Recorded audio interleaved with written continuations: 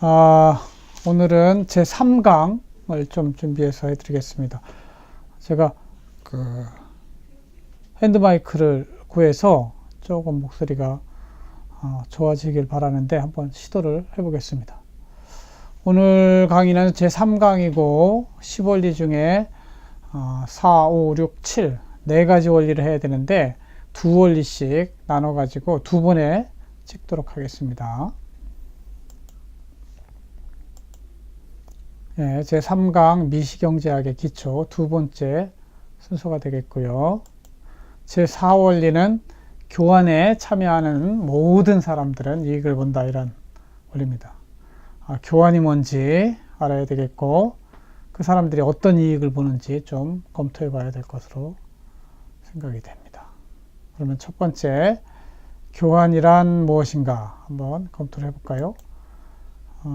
교환이라는 사전적 의미는 서로 바꿈, 서로 주고받음, 전화나 전신이 통할 수 있도록 서로 연결해 주는 것, 이런 것들을 사전적으로 의미합니다. 서로 바꿔치기 하는 것이죠. 그 다음에 영어로 된 걸 보면은 trade라고 하는데 the activity of buying and selling or exchanging goods and or service between people or country. 사람이나 국가 사이에 사고 파는 거죠. 좀 더 국어사전보다 좀 구체적인 표현이 나옵니다. 다른 말로는 exchange 이런 표현을 쓰는데, exchange라고 하는 사전적 의미도 보면 the act of giving something to someone and them giving you something else. 서로 주고받는 것, 그렇죠. 교환을 exchange라고 하죠. 그렇다면 교환을 통해 사람들은 어떻게 이익을 보게 될까요?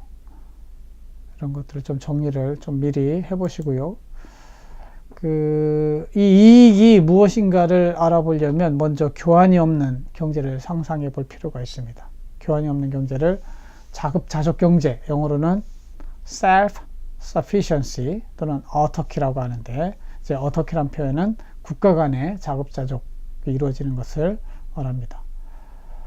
그래서 자급자족 경제에서는 교환 경제와 다르게 어떤 손해가 있을까, 또는 교환 경제에 들어가면 어떤 이익이 있을까 살펴볼 것이고, 이러한 교환이 일어나는 것을 게임 이론에서는 좀 제로섬 게임, 포지티브섬 게임, 네거티브섬 게임 이렇게 이야기를 합니다. 쌍방이 이익을 보는 것, 이것이 포지티브섬 게임이고 윈윈 게임이 되겠죠. 그래서 합했을 때 합이 제로, 고스톱 치는 것과 같은 그런 것들은 제로섬 게임이라고 하고, 합했을 때 합이 게임 이전보다 줄어드는 것은 네거티브섬 게임이라고 할 수 있겠습니다. 책에는 이제 교환의 사례로서 노트에 개인과 개인의 교환 사례에서 변호사와 타이피스트의 이야기가 나옵니다.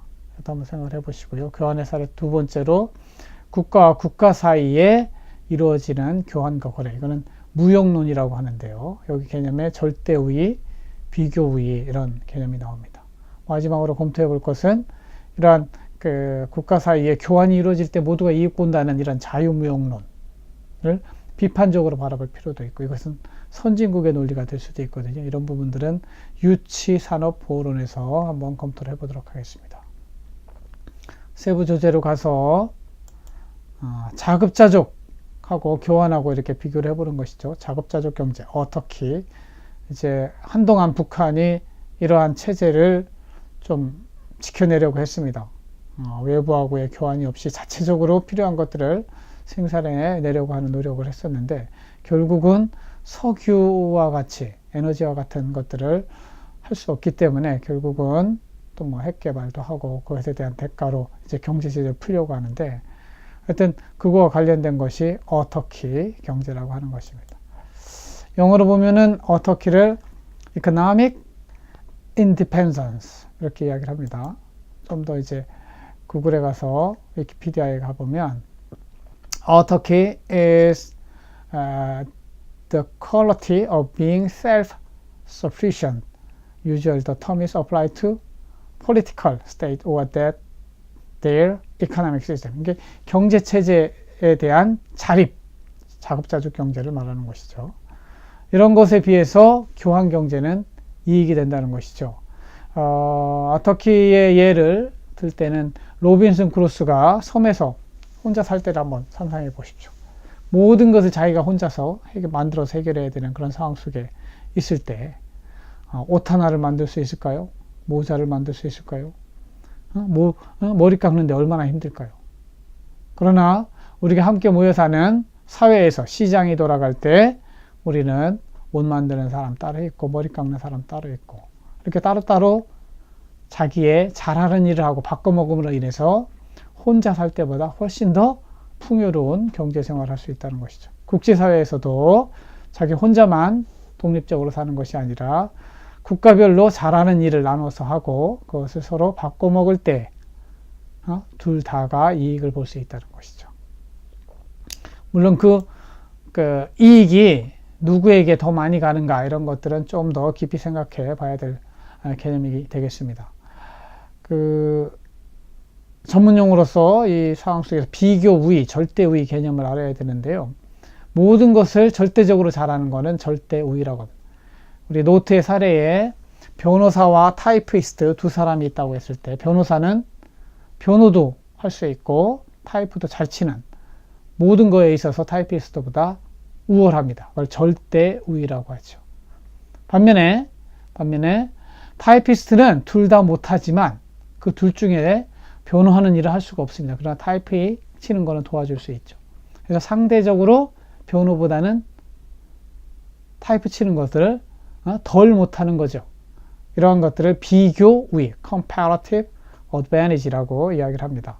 개념적으로 보면은 비교 우위라고 하면은 국제무역에서 한 나라의 어떤 재화가 비록 상대방에 비해 절대 우위에서 뒤처지더라도 생산의 기회비용을 고려하였을 때 상대적인 우위를 지닐 수 있는 개념이죠. 타이피스트는 둘 다 못하지만 절대 우위에 따라서는 그러나 덜 못하는 것, 그것이 타이프 치는 것이죠. 그럼 두 사람 사이에 절대 우위로 따지면 모든 걸 변호사가 해서 돈 벌 것 같지만 좀 더 깊이 생각해 보면 변호로 인해서 돈을 버는 것이 더 많거든요. 그렇기 때문에 변호사는 타이프를 타이피스트한테 맡기고 자기는 모든 시간을 변호하는 데 투입을 하면 생산이 더 늘어나고 소득이 늘어나고 그것의 일부를 타이피스트한테 주면 되죠. 그렇기 때문에 서로 교환이 이루어질 때 변호사도 이익이 되고 타이피스트도 이익이 될 수 있다는 그런 관점이 비교 우위의 관점입니다. 그래서 국가 간에도 이렇게 서로 잘하는 것을 또는 둘 다 못하다 할지라도 덜 못하는 것을 특화해서 나눠서 일을 하고 그것을 가지고 서로 교환해 먹으면, 바꿔 먹으면 서로가 이익이 될 수 있다는 것이 교환의 법칙 또는 자유무역론이 되겠습니다. 이러한 관점에 대해서 유치산업보호론이라고 하는 그것은 선진국의 논리다 이런 관점입니다. 만약에 우리나라 1970년대, 80년대 박정희 대통령이 일본에서 들어오는 자동차를 수입 제한하지 않았다면 우리나라의 현대자동차나 대우자동차, 기아자동차가 없었을 것입니다.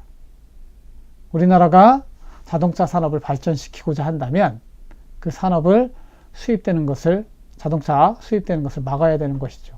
그리고 한동안 그것을 유치하다의 유치하가 아니고 유치원 할 때 infant industrial, 아주 어린 시절의 산업을 보호해서 키우는 것이죠. 다른 말로는 보호무역론이 되겠습니다. 이런 측면에서 박정희 대통령이 정치적으로는 욕을 많이 먹을 수도 있지만 경제적으로는 굉장히 훌륭한 일을 했죠. 우리나라의 자동차 산업, 중화학 산업, 조선 산업 이런 것들을 유치 산업으로 하고 우리 개도국에 대해서는 좀 보호무역을 할 수 있도록 함으로 인해서 그 산업들을 키웠던 것이죠. 그래서 이 유치 산업보호로는 개발도상국가들 또는 후진국 입장에서 그 국가가 자신들의 산업을 키우고자 한다면 수입 제한을 하고 그것을 전략적으로 키우는 경우를 말합니다. 선진국 논리로 따지면 자유무역론에 따르면 후진국들은 아주 우리 경공업에 해당하는 무슨 섬유산업이나 가발산업이나 합판산업이나 이런 걸 했어야 되겠죠. 영원히 선진국은 좋은 일을 하고 후진국은 나쁜 일을 3D 업종을 하는 그런 세계가 아니라 개발도상국 입장에서 선진국으로 진입하기 위해서는 이러한 유치산업 보호가 필요한 거죠. 이것이 주장한 사람이 뭐 박정희가 아니고 미국의 초대 재무장관인 알렉산더 해밀턴이라는 사람입니다. 그래서 이미 충분히 발전되어 경쟁력을 갖춘 선진국의 기업이 자유무역을 통해 개발도상국에 진입할 경우 개발도상국의 기업은 경쟁에서 도태되어 산업발전의 기회를 잃어버리게 된다는 것이죠. 따라서 이런 유치산업은 국가가 나서서 관세 등의 보호무역 정책을 통해 보호해야 된다는 입장이 유치산업 보호론이 되겠습니다.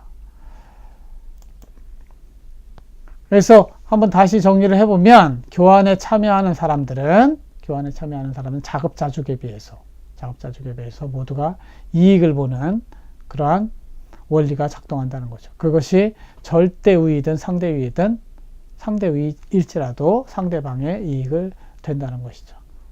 그러나 여기서 좀 더 고려해야 될 것이 이러한 자유무역론의 맹점이 아까 선진국의 논리이기도 하지만 강자들의 논리입니다. 노동자들 입장에서는 노동을 강요당하게 되고 후진국 입장에서는 안 좋은 3D 업종을 강요당하게 되는 그런 상황이 발생할 수도 있는 것이죠. 그래서 이런 상태에 있는 그런 국가나 노동자 입장에서는 유치산업보호론 또는 생태적 자급경제가 또 다른 대안이 될 수 있다. 이렇게 볼 수 있겠습니다. 그래서 사원리에서 주장하는 바는 교환에 참여하는 모든 사람들이 이익을 볼 수 있다는 그런 원리가 되겠습니다.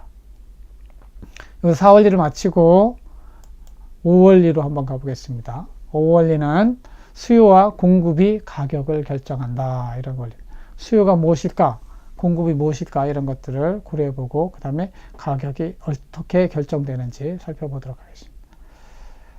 첫 번째, 수요와 공급, 사전적 의미를 한번 살펴볼까요? 수요라고 하는 것은 경제 주체들이 어떤 재화를 일정 시간에 필요로 하는 그런 정도입니다. 구매할 돈을 주고 살 의향이 있는 것. 구체적으로 이걸 유효 수요라고 하는데, 가짜로 그러는 거는 가수요라고 하죠. 여기서 의미하는 바는 유효 수요를 줄임말이 되겠습니다. 그래서 수요라고 하는 것은 돈을 주고 사고자 하는 의향이 있는 것을 수요라고 합니다. 그 다음에 공급이라고 하는 것은 생산자가 특정한 재화나 서비스를 만들어서 팔고 싶어 하는 그런 것들을 공급이라고 합니다. 이 수요와 공급이 어디서 만나냐면 시장에서 만납니다. 이 수요자는 물건을 사되 가장 저렴한 가격에 좋은 제품을 사려고 하고, 공급자는 시장에서 가능하면 비싼 가격에 물건을 팔아서 이익을 추구하려고 하죠. 이런 시장에서 수요와 공급이 소비자와 공급자가 만나서 그것이 일치하는 시점에서 형성되는 것이 가격입니다. 그래서 그것을 시장 가격 또는 균형 가격이라고 부르죠. 그래서 사전적으로 가격이라고 하는 것은 price, 그래서 경제 비즈니스 면에서 물건, 용역, 자산의 금전적 가치를 따지는 것을 말합니다. 특히 이제 시장에서는 교환 가치가 되겠죠. 서로 바꿀 때 매겨지는 가격이 되겠습니다. 그런데 이 가격이 공정하냐? 이런 부분들은 굉장히 쉽지 않습니다. 미시경제학에서 가장 중요한 개념이 가격이고, 그래서 미시경제학의 별명이 가격 이론이라고 그랬죠. 그렇게 불리지만 실제 이 가격이 정말 공정하게 수요와 공급이 일치하는 점에서 이루어지느냐? 그렇지 않죠. 이 공정한 세상이 돌아갈 때는 공정가격, 균형가격이 만들어지지만 실제 현실에서는 공정가격이 이루어지지 않는 경우가 있습니다. 그럼 공정가격이란 무엇일까요? 영어로는 fair price라고 하는데 읽어봅니다. The amount of money that it is reasonable to pay for share bonds. 이게 본래 개념은 이제 주식이나 채권에 대한 적정한 합리적인 가격을 의미하는데, 최근에 문재인 정부 이후에 우리나라에서 좀 문제되었던 것이 최저임금입니다. 최저임금이 공정한 것일까요? 단순히 최저임금을 많이 주는 것이 노동자한테 또는 저소득층에게 유리한 것일까요? 한번 이것은 깊이 고민해 볼 필요가 있어요. 이 정부는 소득 주도 정장을 한다고 이렇게 주장을 하고 있지만 그것이 실제 소득 불평등을 더 심화시키고 있는 그런 현실에서 볼 때는 최저임금에 대한 정부의 개입이 무엇인가 문제가 있지 않을까, 이런 생각을 하게 됩니다. 실제 우리나라 최저임금을 보면은 1919년 작년에는 530, 7,530원이었는데 10.9% 인상돼서 8,350원까지 올려놨습니다. 그래서 월 임금으로 따지면 145만 원 정도 52시간 근무한다고 그랬을 때 이렇게 밖에 사실상 최저임금을 높여놓은 거죠.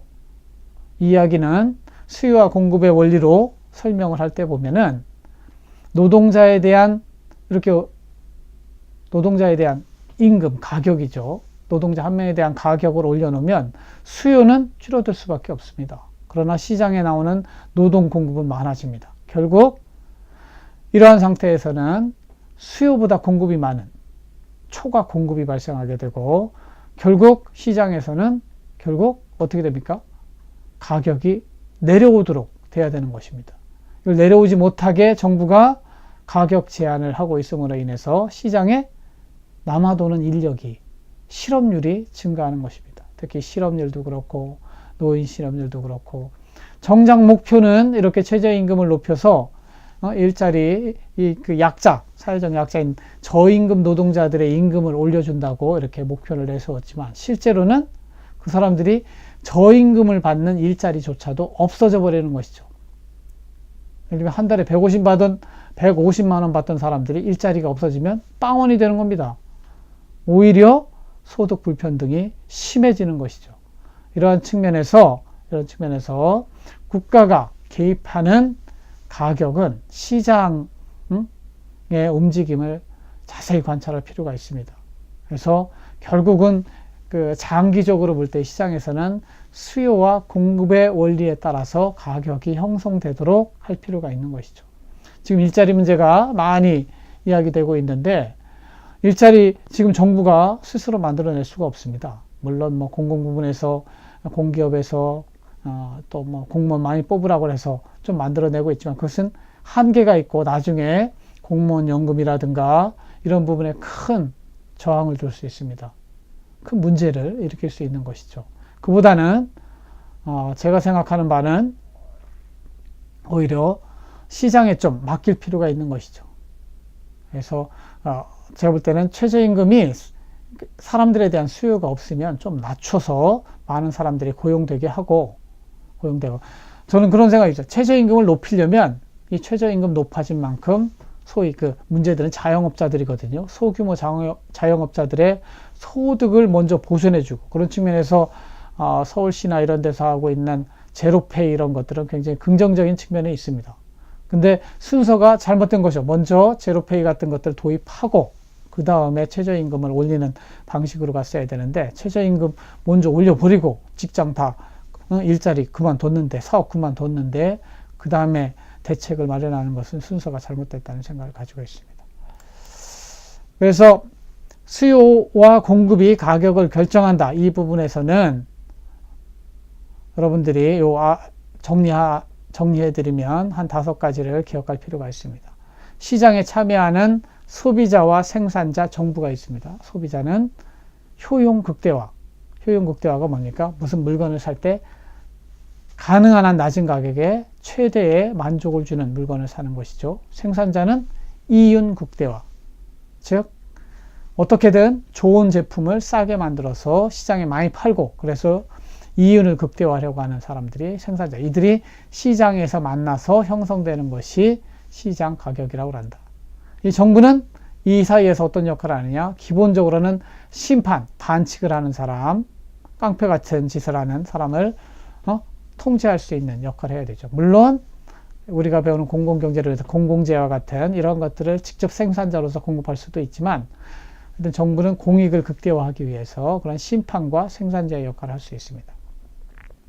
그러면 이제 가격 이론이라고 하는데 이 수요와 가격의 관계는 어떻게 하느냐?